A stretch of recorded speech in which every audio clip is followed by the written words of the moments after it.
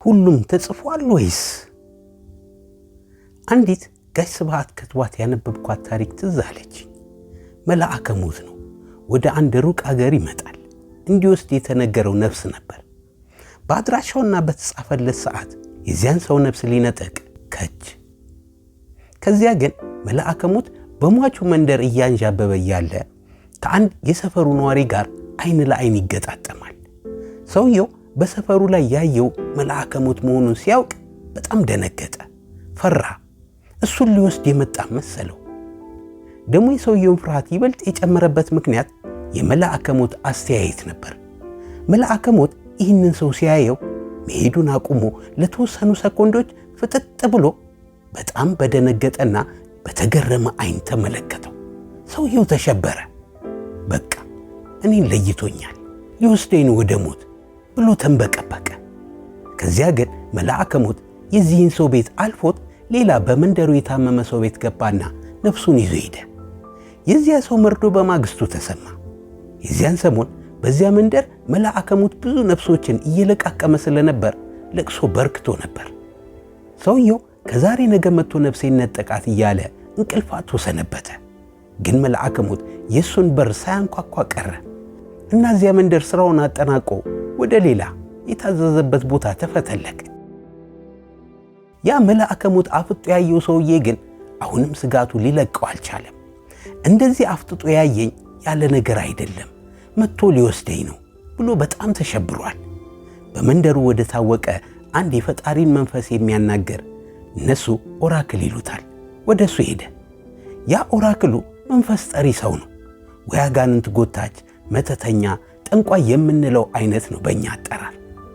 ግን በእነሱ ባህል እንዲህ አይነቱ ሰው በአምላክ የተመረጠ በሕዝቡና በፈጣሪ መሃል ያለ መንፈሳዊ ሰው ነው እንጂ አጋንንት የሰፈረበት ተደርጎ አይቆጠርም። ኦራክሉ የተወሰነ ኃይልም አለው። መንፈስ አባራሪ፣ የሰዎችን ዕጣ ፈንታ ነጋሪ እና ሰዎችን ለማዳን ልዩ አስማት ያለው ሰው ነበር። ለማንኛውም ያ ሰው ወደ ኦራክሉ ሄድና የሆነውን ሁሉ ያደረበትንም ከፍ ያለ ስጋት አዋየው እና እባክህን ከሞት የምተርፍበትን መላ ጠቁመኝ፣ አሁን መሞት አልፈልግም ብሎ ይለምነዋል። ኦራክሉ ሰውየው የነገረውን ከሰማ በኋላ አንድ ነገር አረጋገጠለት። መልአከ ሞት በትክክል አንተን ለይቶ አውቆህ አፍጥጦ ከተመለከተህ እውነትህን ነው፣ ሊወስድህ ነው ማለት ነው። ሊወስድህ ባያስብ ኖሮ እንደዚህ አተኩሮ አይመለከትህም ነበር። ምናልባትም ከሌላ ሰው ጋር ተመሳስለህበትም ይሆናል። ግን ለክፉም ለደጉም መልአከ ሞት ወደ መጣበት እስኪመለስ ማለትም እዚህ ሀገር ሞት መሰማቱ እስኪቀር ድረስ በዓለም መጨረሻ ወደሚገኝ በጣም ሩቅ አገር አሁኑኑ ልካለሁ። በዚያ ተደብቀህ ታሳልፍና ስምህ ሲረሳሳ ተመልሰህ ትመጣለህ ይለዋል። በደስታ ይስማማል ሰውየው። ኦራክሉም የሆነ ጸሎት፣ ድግምት የመሰለ ቃል ሲያነበንብ ከቆየ በኋላ ሰውየውን በያዘው በትር ሲመታው ሰውየው በቅጽበት እንደ ነጎድጓድ በመሰለ ብልጭታ ካለበት ይነጠቅና በደመናዎች መሃል ተምዘግዝጎ በዓለም ዳርቻ ብዙ ሺህ ኪሎ ሜትሮችን ርቆ ሰሜን ህንድ ውስጥ ባለ ገዳም ራሱን ያገኘዋል። ሰውየው በዚህ እጅግ ተደስቶ ነፍሱን ከመልአከ ሞት ያራቀለትንና ያተረፈለትን ኦራክል በልቡ እየደጋገመ አመስግኖ በስንት ቀኑ ለመጀመሪያ ጊዜ የሰላም እንቅልፍ ይወስደዋል። ግን ብዙም አልቆየም። እኩለ ሌሊት ላይ ከእንቅልፉ ቀሰቀሰው። ማን? መልአከ ሞት ራሱ። እንዴ! ሰውየው ፊቱ ቆሞ የሚያየው ራሱ መልአከ ሞት መሆኑን ማመን አቃተው። ግን ራሱ ነበር። ተንቀጠቀጠ። ከተጻፈለት ቀን ማምለጥ ባለመቻሉ በእድሉ አዝኖ ለመነጠቅ ተዘጋጀ።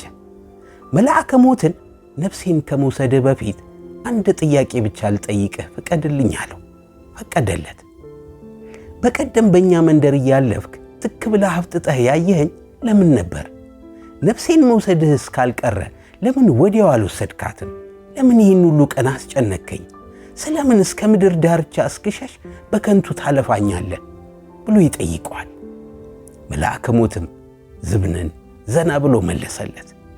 ምን መሰለ?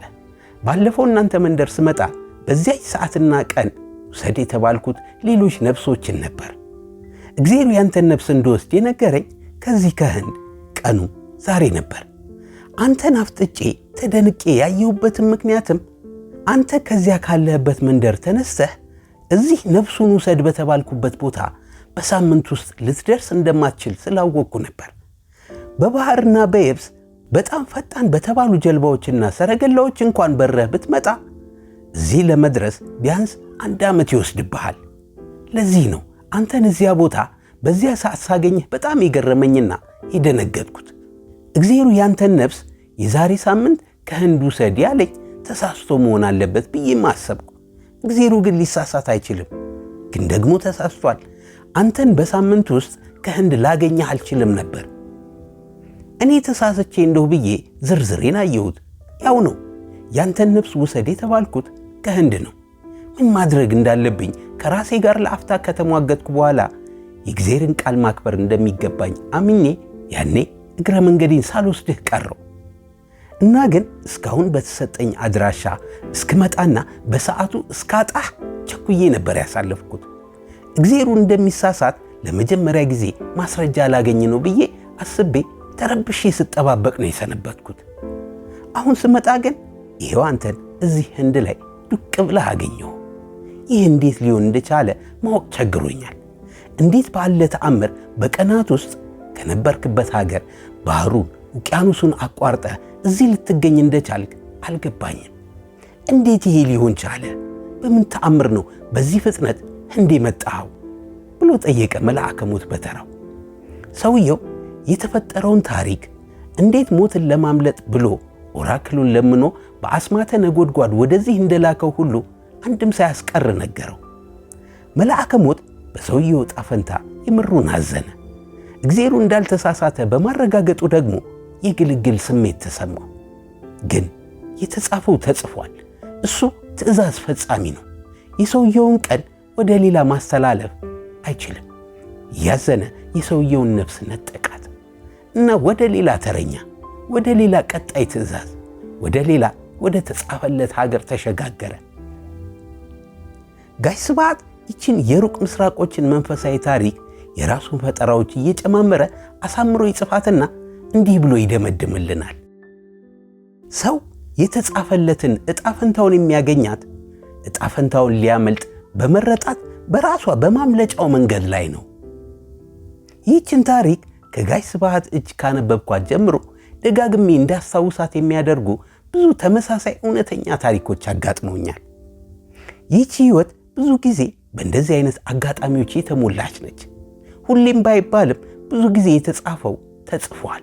የትም ብትሄድ የተጻፈልህን አታመልጠው። እንዲያውም የተጻፈልህን የምታገኘው ልታመልጠው በመረጥክበት መንገድ ነው።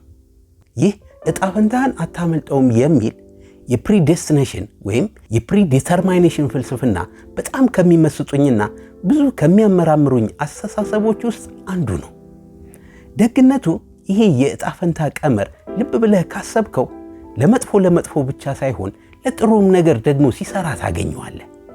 የአንዳንድ የተሳካላቸው ሰዎችን ታሪክ ስታነብ እነዚህ ሰዎች ይሆነኛል ብለው ከተሰማሩበት የህይወት መስመርና አቅጣጫ ተማረው ወይ ተገፍተው ተስፋ ቆርጠው አማራጭ በማጣት ነፍሳቸውን ለማቆየት ብቻ ተገደው በተጓዙበት የህይወት መንገድ የመጨረሻውን ማንም የማያገኘውን ወርቃማ ዕጣ ተቀዳጅተውት ይገኛሉ። ተንከራተው ያላገኙት መክሊታቸው ለካ በሌላ ባልጠረጠሩት ስፍራ የነሱን መምጣት እየተጠባበቀ ነበር። ተስፋቸውን ካሳደሩበት ቦታና በወጠኑት ጊዜ ሳይሆን በህልማቸውም በእውናቸውም ባላሰቡት አጋጣሚ በሚመራቸው ጊዜና ቦታ ላይ ተስፋቸውን የሚያለመልም ነገር ይገጥማቸዋል። የኛ ሀገር ሰው በተለይ በእነዚህ አይነት ነገሮች በብዛት ሳያምን የሚቀር አይመስለኝም። ልብ ብለህ ከሆነ ብዙ የኛ ሰው የሆነ የመገፋት፣ የመከራ፣ የበደል፣ ተስፋ የመቁረጥ ታሪክ ስትነግረው መልሱ ወይ ብቸኛ ማጽናኛው አይዞህ መገፋት ጥሩ ነው፣ እግዚአብሔር ላንተ ያስቀመጠው እንጀራ አለ፣ አይዞህ ይልሃል። እነዚህ አይነት አስተሳሰቦች ዝም ብሎ አልመጡም። ዕጣ ፈንታህን የምትቀበልበት ባላሰብክበት መንገድ ነው ብለው እንደሚያምኑት ምስራቆቹ እኛም ደግሞ እግዚአብሔር ያዘጋጀልህን የተዋበች ዕጣ ፈንታ የምታገኛት በመከራ ውስጥ ካለፍክ በኋላ ነው ብለን እናስባለን። ከጨለማው በኋላ ንጋት መኖሩ የተፈጥሮ ሕግ ነው ይሉሃል የዘመናችን አነቃቂዎች። ጋሽ ስብሐት ደግሞ ሕይወት ዥዋዥዌ ናት ይላል። ምናልባት አነቃቂዎቹ ከጨለማው በኋላ መንጋቱ እንደማይቀር ሲነግሩህ፣ በጋሽ ስብሃትኛ ደግሞ ከንጋትም በኋላ ደግሞ ተመልሶ መጨለም እንደሚመጣም ታስበውና ዥዋዥዌህን እንጆይ እያደረግክ ትኖራለህ። ኤግዚስተንሻሊዝም የሚባለው ፍልስፍና በጣም ሲቃለል ይህንኑ የህይወት ዥዋዥዌ እንዳመጣጡ መቀበል ነው አይደል? ነጋ፣ እሰይ ነጋ፣ ደግሞ መሸ፣ እንኳንም መሸ። ምሽቶችህንና ንጋቶችህን ሁለቱንም እየኮመኮመ በመጨረሻ በአንዱ ምሽትህ ወይ ንጋትህ ላይ አጅሬ በርህን ያንኳኳል። ቅዱስ መጽሐፉም አንድ ቀን ድንገት ሳታስበው እንደ ሌባ እመጣለሁ እንደሚለው ማለት ነው።